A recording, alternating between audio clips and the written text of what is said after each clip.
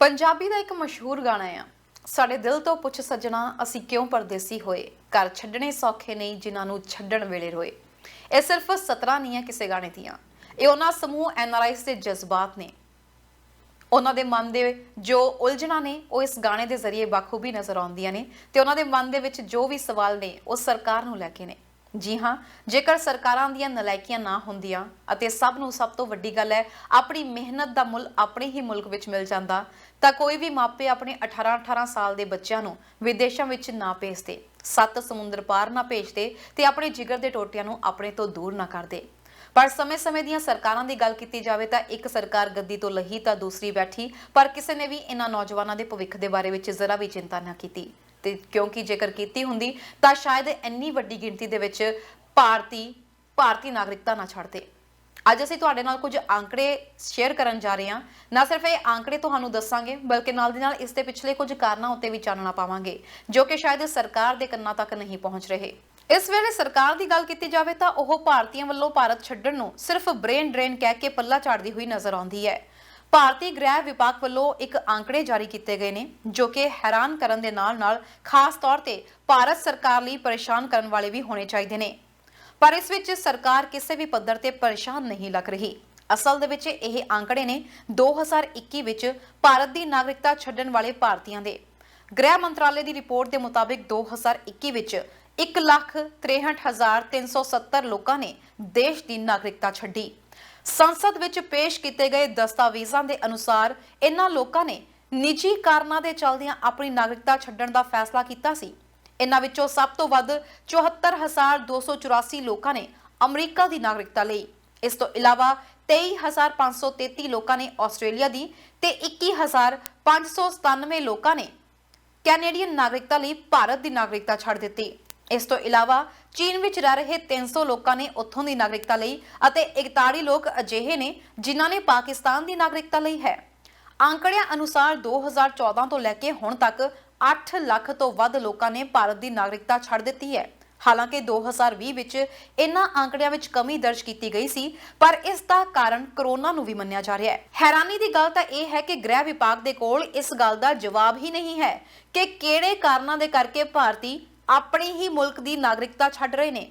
ਜਦੋਂ minister of state for homes Nityanand Rai ਨੂੰ ਲੋਕ ਸਭਾ ਦੇ ਸੈਸ਼ਨ ਵਿੱਚ ਇਹ ਸਵਾਲ ਕੀਤਾ ਗਿਆ ਕਿ ਉਹ ਇਸ ਗੱਲ ਦਾ ਜਵਾਬ ਦੇਣ ਕਿ ਕਿਉਂ ਭਾਰਤੀ ਆਪਣੀ ਹੀ ਮੁਲਕ ਦੀ ਨਾਗਰਿਕਤਾ ਛੱਡਣ ਨੂੰ ਤਿਆਰ ਨੇ, ਤਾਂ ਉਹਨਾਂ ਦਾ ਜਵਾਬ ਸੀ ਕਿ ਆਪਣੇ ਨਿੱਜੀ ਕਾਰਨਾਂ ਕਰਕੇ ਭਾਰਤੀ ਦੇਸ਼ ਦੀ ਨਾਗਰਿਕਤਾ ਛੱਡ ਰਹੇ ਨੇ। ਇੱਥੇ ਮੰਤਰੀ ਜੀ ਨੂੰ ਇਹ ਜਵਾਬ ਦੇਣਾ ਜ਼ਰੂਰ ਬਣਦਾ ਹੈ ਕਿ ਮੰਤਰੀ ਜੀ ਦੇਸ਼ ਦੇ ਹਾਲਾਤਾਂ ਤੇ ਜ਼ਰਾ ਨਜ਼ਰ ਮਾਰੋ। ਦੁੱਧ ਤੱਕ ਤੇ GST ਲੱਗ ਚੁੱਕੀ ਹੈ। ਇਹ ਕਿਹੜੀਆਂ ਲਗਜ਼ਰੀ ਚੀਜ਼ਾਂ ਵਿੱਚ ਆਉਂਦੇ ਨੇ? ਫਿਲਮਾਂ ਨੂੰ ਤੁਸੀਂ ਟੈਕਸ ਫ੍ਰੀ ਕਰ ਰਹੇ ਹੋ ਤੇ ਖਾਣਿਆਂ ਤੇ ਤੁਸੀਂ GST ਲਗਾ ਰਹੇ ਹੋ। ਨੌਕਰੀ ਪਹਿਲਾਂ ਹੀ ਨਹੀਂ ਮਿਲ ਰਹੀ, ਪੜ੍ਹ ਲਿਖ ਕੇ ਨੌਜਵਾਨ ਬੇਰੁਜ਼ਗਾਰ ਘੁੰਮ ਰਹੇ ਨੇ। ਜੇਕਰ ਕਿਸੇ ਨੂੰ ਖੁਸ਼ਕਿਸਮਤੀ ਨਾਲ ਕੋਈ ਨੌਕਰੀ ਮਿਲ ਵੀ ਗਈ ਤਾਂ ਸਰਕਾਰੀ ਨੌਕਰੀਆਂ ਕਿੰਨੀਆਂ ਕੁ ਨੇ? ਤੇ ਜੇਕਰ ਕੋਈ ਪ੍ਰਾਈਵੇਟ ਨੌਕਰੀ ਮਿਲ ਵੀ ਜਾਂਦੀ ਹੈ ਤਾਂ ਉਸ ਵਿੱਚ ਸਭ ਤੋਂ ਪਹਿਲਾਂ ਤਾਂ ਰਸੂਖਦਾਰਾਂ ਨੂੰ ਹੀ ਨੌਕਰੀ ਮਿਲਦੀ ਹੈ। ਉਤੋਂ ਦੀ ਕੰਮ ਦਾ ਵੀ ਕੋਈ ਹਿਸਾਬ ਨਹੀਂ ਹੈ, ਨਾ ਹੀ ਕੋਈ ਕੰਮ ਵਾਲੀਆਂ ਥਾਵਾਂ ਤੇ ਨਿਯਮ ਲਾਗੂ ਹੁੰਦੇ ਨੇ। ਜਦੋਂ ਡਿਜ਼ਰਵਿੰਗ ਉਮੀਦਵਾਰਾਂ ਦੀ ਜਗ੍ਹਾ ਸਿਫਾਰਸ਼ੀ ਉਮੀਦਵਾਰਾਂ ਨੂੰ ਨੋਟਾਂ ਦੀਆਂ ਥੱਬੀਆਂ ਦੇ ਹਿਸਾਬ ਨਾਲ ਨੌਕਰੀਆਂ ਮਿਲਦੀਆਂ ਨੇ ਤਾਂ ਇਹ ਦੇਖ ਕੇ ਨੌਜਵਾਨ ਵਿਦੇਸ਼ ਜਾਣ ਲਈ ਮਜਬੂਰ ਹੁੰਦੇ ਨੇ। ਵਿਦੇਸ਼ਾਂ ਵਿੱਚ ਰਹਿਣ ਵਾਲਾ ਸ਼ਾਇਦ ਹੀ ਕੋਈ ਅਜਿਹਾ ਭਾਰਤੀ ਹੋਏ ਜਿਸ ਨੂੰ ਆਪਣੀ ਮਿੱਟੀ ਨਾਲ ਮੋਹ ਨਾ ਹੋਵੇ, ਪਰ ਵਿਦੇਸ਼ਾਂ ਵਿੱਚ ਆ ਕੇ ਇੱਥੇ ਉਹ ਹਰ ਤਰ੍ਹਾਂ ਦੀ ਨੌਕਰੀ ਕਰਨ ਨੂੰ ਤਿਆਰ ਹੁੰਦੇ ਨੇ ਕਿਉਂਕਿ ਇੱਥੇ ਤੁਹਾਡੀ ਨੌਕਰੀ ਦੇ ਹਿਸਾਬ ਨਾਲ ਤੁਹਾਨੂੰ ਇੱਜ਼ਤ ਨਹੀਂ ਮਿਲਦੀ। ਤੁਹਾਡੀ ਇੱਜ਼ਤ ਇਸ ਲਈ ਹੁੰਦੀ ਹੈ ਕਿ ਤੁਸੀਂ ਮਿਹਨਤ ਦੀ ਕਮਾਈ ਕਰ ਰਹੇ ਹੋ। ਕਿਸੇ ਨੂੰ ਵੀ ਛੋਟਾ ਜਾਂ ਵੱਡਾ ਨਹੀਂ ਸਮਝਿਆ ਜਾਂਦਾ। ਦੂਜਾ ਇਹ ਕਿ ਜੇਕਰ ਕੋਈ ਵੀ ਕੰਮ ਕਰਨ ਵਾਲਾ ਹੋਵੇ, ਚਾਹੇ ਉਹ ਸੜਕ ਤੇ ਕੰਮ ਕਰਨ ਵਾਲਾ ਹੋਵੇ ਜਾਂ ਫਿਰ AC ਦਫ਼ਤਰਾਂ ਵਿੱਚ ਬੈਠ ਕੇ ਕੰਮ ਕਰਨ ਵਾਲਾ ਵਿਅਕਤੀ ਹੋਵੇ, ਹਰ ਮਹਿਕਮੇ ਵਿੱਚ ਕੰਮ ਦੇ ਨਿਯਮ ਬਣੇ ਹੁੰਦੇ ਨੇ ਕਿ ਇੱਕ ਇਨਸਾਨ ਦੀ ਤਰ੍ਹਾਂ ਹੀ ਕੰਮ ਕਰ ਸਕਦਾ ਹੈ, ਮਸ਼ੀਨ ਦੀ ਤਰ੍ਹਾਂ ਨਹੀਂ। ਤੇ ਜੇਕਰ ਉਸ ਤੋਂ ਜ਼ਿਆਦਾ ਸਮਾਂ ਕੰਮ ਲਿਆ ਜਾਂਦਾ ਹੈ ਤਾਂ ਉਸ ਨੂੰ ਓਵਰਟਾਈਮ ਦੇ ਪੈਸੇ ਦਿੱਤੇ ਜਾਂਦੇ ਨੇ। ਇਸ ਤੋਂ ਇਲਾਵਾ ਹੋਰ ਬੈਨੀਫਿਟਸ ਅਲੱਗ। ਜੇਕਰ ਇਹੀ ਸਿਸਟਮ ਆਪਣੇ ਮੁਲਕ ਵਿੱਚ ਹੋ ਜਾਏ ਤਾਂ ਕਿਸ ਨੂੰ ਲੋੜ ਪਈ ਹੈ ਵਿਦੇਸ਼ਾਂ 'ਚ ਜਾ ਕੇ ਦੂਜੇ ਮੁਲਕਾਂ ਦੀ ਤਰੱਕੀ ਵਿੱਚ ਹਿੱਸਾ ਪਾਉਣ ਦੀ ਤੇ ਆਪਣੇ ਪਰਿਵਾਰਾਂ ਤੋਂ ਦੂਰ ਹੋਣ ਦੀ। ਪਰ ਇਸ ਪਾਸੇ ਦੇ ਵੱਲ ਕੋਈ ਵੀ ਧਿਆਨ ਨਹੀਂ ਜਾਂਦਾ। ਵਿਦੇਸ਼ਾਂ ਵਿੱਚ ਜੀਵਨ ਪੱਧਰ ਵਧੀਆ ਹੋਣ ਦੇ ਨਾਲ ਬੱਚਿਆਂ ਦੀ ਪੜ੍ਹਾਈ ਵੀ ਚੰਗੀ ਹੋ ਜਾਂਦੀ ਹੈ ਤੇ ਭਾਰਤ ਨਾਲੋਂ ਜ਼ਿਆਦਾ ਮੌਕੇ ਮਿਲਦੇ ਨੇ।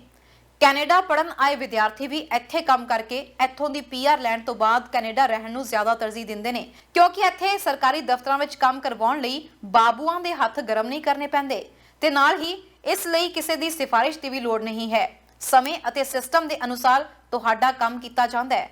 ਕੰਮ ਕਰਨ ਦੇ ਘੰਟੇ ਵੀ ਨਿਸ਼ਚਿਤ ਨੇ। ਕੰਮ ਵਾਲੀ ਥਾਂ ਤੇ ਨਿਯਮਾਂ ਦੀ ਪਾਲਣਾ ਕੀਤੀ ਜਾਂਦੀ ਹੈ। ਜਿੰਨਾ ਤੁਸੀਂ ਕੰਮ ਕਰਦੇ ਹੋ ਉਸ ਅਨੁਸਾਰ ਤੁਹਾਨੂੰ ਤਨਖਾਹ ਮਿਲ ਜਾਂਦੀ ਹੈ।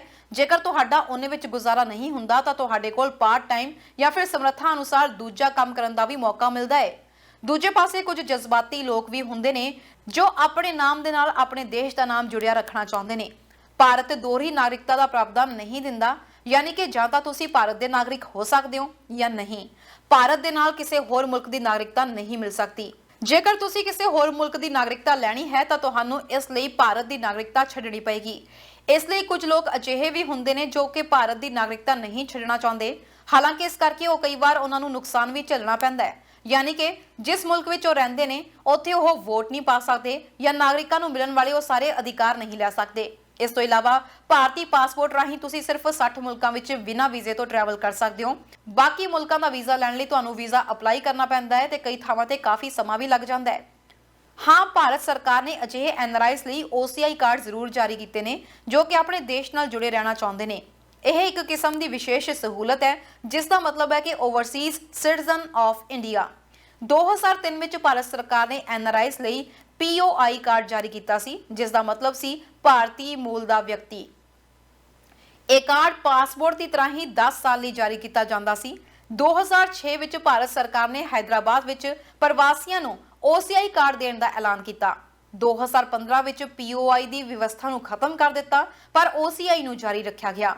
OCI ਭਾਰਤ ਵਿੱਚ ਜ਼ਿੰਦਗੀ ਭਰ ਰਹਿਣ, ਕੰਮ ਕਰਨ ਅਤੇ ਹਰ ਤਰ੍ਹਾਂ ਦੇ ਆਰਥਿਕ ਲੈਣ-ਦੇਣ ਕਰਨ ਦੇ ਇੱਕ ਤਰੀਕੇ ਦੀ ਇਜਾਜ਼ਤ ਦਿੰਦਾ ਹੈ। OCI ਕਾਰਡ ਧਾਰਕ ਜਦੋਂ ਚਾਹੇ ਬਿਨਾਂ ਵੀਜ਼ੇ ਦੇ ਭਾਰਤ ਵਿੱਚ ਆ ਸਕਦਾ ਹੈ। OCI ਕਾਰਡ ਜ਼ਿੰਦਗੀ ਭਰ ਪ੍ਰਮਾਣਿਤ ਹੁੰਦਾ ਹੈ, ਪਰ OCI ਕਾਰਡ ਧਾਰਕ ਭਾਰਤ ਵਿੱਚ ਸਿਰਫ 4 ਚੀਜ਼ਾਂ ਨਹੀਂ ਕਰ ਸਕਦੇ। ਉਹ ਚੋਣ ਨਹੀਂ ਲੜ ਸਕਦੇ, ਵੋਟ ਨਹੀਂ ਪਾ ਸਕਦੇ, ਸਰਕਾਰੀ ਨੌਕਰੀ ਜਾਂ ਫਿਰ ਅਹੁਦੇ ਤੇ ਨਹੀਂ ਹੋ ਸਕਦੇ ਤੇ ਖੇਤੀ ਵਾਲੀ ਜ਼ਮੀਨ ਖਰੀਦ ਨਹੀਂ ਸਕਦੇ। ਹੁਣ ਸਭ ਤੋਂ ਵੱਡਾ ਸਵਾਲ ਇਹ ਖੜਾ ਹੁੰਦਾ ਹੈ ਕਿ ਜਿਹੜੇ ਸਰਵੇਖਣ ਸਾਹਮਣੇ ਆ ਰਹੇ ਨੇ ਉਹਨਾਂ ਦੇ ਅਨੁਸਾਰ 2023 ਵਿੱਚ ਭਾਰਤ ਚੀਨ ਨੂੰ ਪਛਾੜ ਕੇ ਦੁਨੀਆ ਦੀ ਸਭ ਤੋਂ ਵੱਧ ਆਬਾਦੀ ਵਾਲਾ ਮੁਲਕ ਬਣਨ ਜਾ ਰਿਹਾ ਹੈ। ਅਜਿਹੇ ਵਿੱਚ ਭਾਰਤ ਲਈ ਇੱਕ ਗੱਲ ਇਹ ਸਕਾਰਾਤਮਕ ਹੈ ਕਿ ਇਸ ਵੇਲੇ ਭਾਰਤ ਦੁਨੀਆ ਦੀ ਸਭ ਤੋਂ ਨੌਜਵਾਨ ਆਬਾਦੀ ਵਾਲਾ ਮੁਲਕ ਹੈ, ਜਿਸ ਦਾ ਇਸਤੇਮਾਲ ਮੁਲਕ ਦੀ ਤਰੱਕੀ ਲਈ ਕੀਤਾ ਜਾ ਸਕਦਾ ਹੈ। ਪਰ ਸਮੇਂ-ਸਮੇਂ ਦੀਆਂ ਸਰਕਾਰਾਂ ਨੌਜਵਾਨਾਂ ਨੂੰ ਰੋਜ਼ਗਾਰ ਮੁਹੱਈਆ ਕਰਵਾਉਣ ਵਿੱਚ ਅਸਫਲ ਰਹੀਆਂ ਨੇ ਤੇ ਇਹੀ ਕਾਰਨ ਹੈ ਕਿ ਮੁਲਕ ਦੀ ਨੌਜਵਾਨ ਆਬਾਦੀ ਵਿਦੇਸ਼ਾਂ ਦਾ ਰੁਖ ਕਰ ਰਹੀ ਹੈ। ਧਰਮ ਦੇ ਨਾਮ ਤੇ ਹੋ ਰਹੀ ਸਿਆਸਤ ਤੋਂ ਅੱਕੇ ਲੋਕ ਬਦਲਾਵ ਲਈ ਵੋਟ ਤਾਂ ਪਾਉਂਦੇ ਨੇ, ਪਰ ਇੱਕ ਪਾਰਟੀ ਤੋਂ ਬਾਅਦ ਜਿਹੜੀ ਦੂਜੀ ਪਾਰਟੀ ਕੁਰਸੀ ਤੇ ਵਿਰਾਜਮਾਨ ਹੁੰਦੀ ਹੈ ਉਹ ਵੀ ਪਹਿਲੀ ਪਾਰਟੀ ਦੀ ਲੀਹਾਂ ਤੇ ਹੀ ਚੱਲਦੀ ਹੈ, ਜਿਸ ਕਰਕੇ ਨੌਜਵਾਨ ਵਿਦੇਸ਼ਾਂ ਵਿੱਚ ਜਾ ਕੇ ਆਪਣੀ ਜ਼ਿੰਦਗੀ ਬਿਤਾਉਣ ਨੂੰ ਤਰਜੀਹ ਦੇ ਰਹੇ ਨੇ।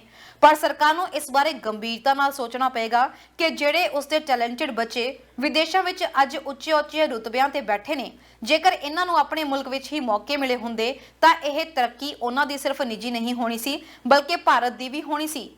ਅਜੇ ਵੀ ਇਸ ਬਾਰੇ ਗੰਭੀਰਤਾ ਨਾਲ ਸੋਚਣ ਦੀ ਲੋੜ ਹੈ ਕਿ ਇਸ ਨੂੰ ਕਿਵੇਂ ਠੱਲ ਪਾਈ ਜਾ ਸਕੇ ਅਤੇ ਨੌਜਵਾਨਾਂ ਲਈ ਇੱਕ ਸੁਚਾਰੂ ਮਾਹੌਲ ਮੁਹੱਈਆ ਕਰਵਾਇਆ ਜਾ ਸਕੇ। ਬਿਊਰੋ ਰਿਪੋਰਟ, ਹਮਦਰਦ ਨਿਊਜ਼।